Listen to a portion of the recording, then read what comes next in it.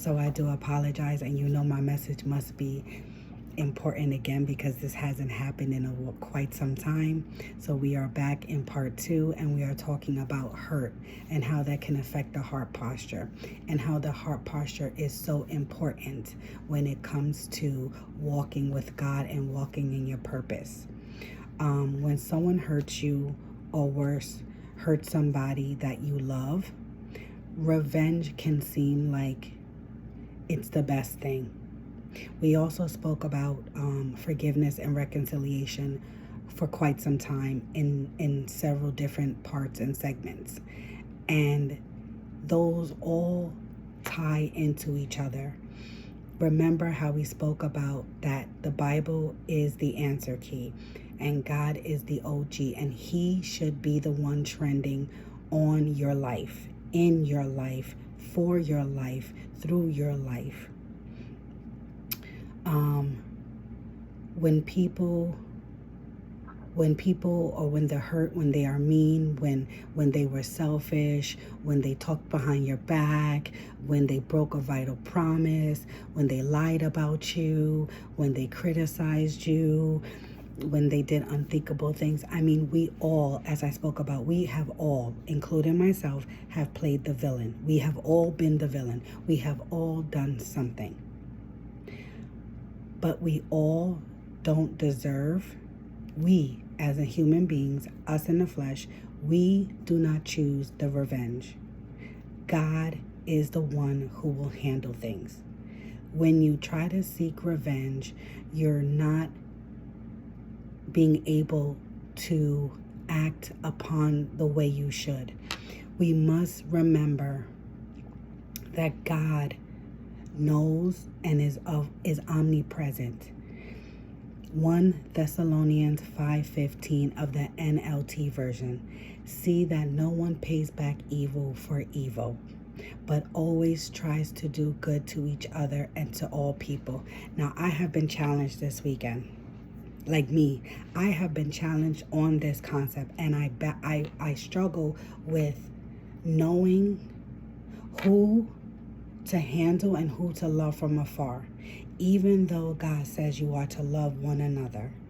It's hard when someone violates you to a degree that is a non-negotiable for you. But when I think about what I have done and how I have sinned in God's eyes, and yet He still loves me, it kind of makes me feel a little ashamed and like I'm a hypocrite, because if God can love me through the sin that I know He's watching me, and I know that it's a sin when I do it, and He still loves me, how dare I do that to someone else?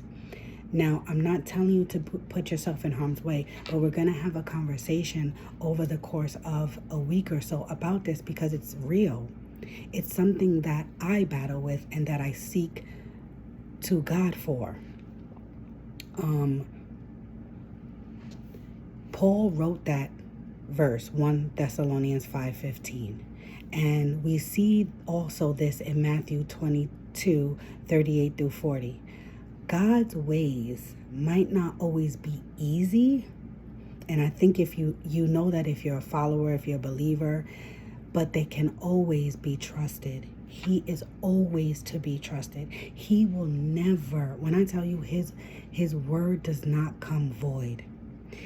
We tend to forget about listening to Him and following His guidelines to the T.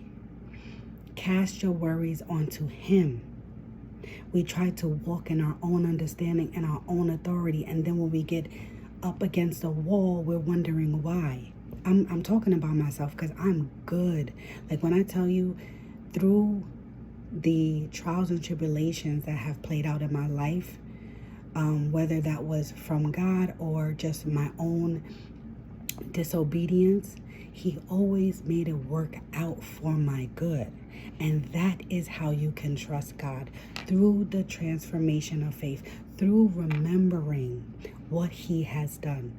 Even now in this time, and I won't speak about it in depth, but when I tell you,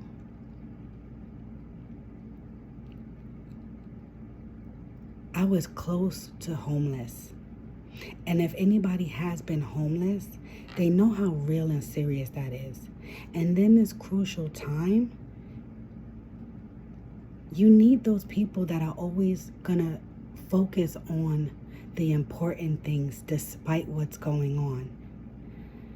I know that it's hard and we all need our space. And let me be clear. Space is important. Healthy boundaries is always important. We spoke about this before. God did not go with all of the disciples, even though he loved all of the disciples and he loves everybody. He did not pray with every disciple. He did not. In his close corner, he only prayed with 3 specific disciples. When we choose unforgiveness, hate and anxiety and bitterness will seep into your heart, creating you to come outside and let the enemy kill, steal, and destroy whatever it is that God has for you. When your heart posture is centered in love, you are humble, you are obedient, you are forgiving, and forgiveness, as I spoke about last week and the week before that and 3 months ago, forgiveness is not reconciliation. Forgiveness is for you, reconciliation is for 2, 3, or more. Forgiveness is not weak. Forgiveness is smart and intelligent and necessary.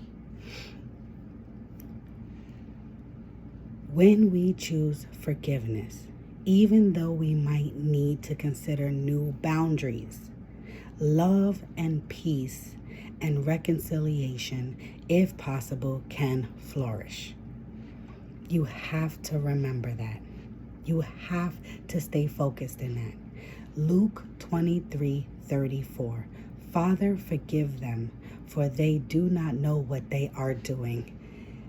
That is what I'm saying to you. God forgives me over and over and over, yet I battle with the reconciliation with those that I have to understand that sometimes I feel I have to love from afar, but maybe that's not true. And let me know what you believe and what knowledge you have and what scripture you can provide to someone else in your life. I want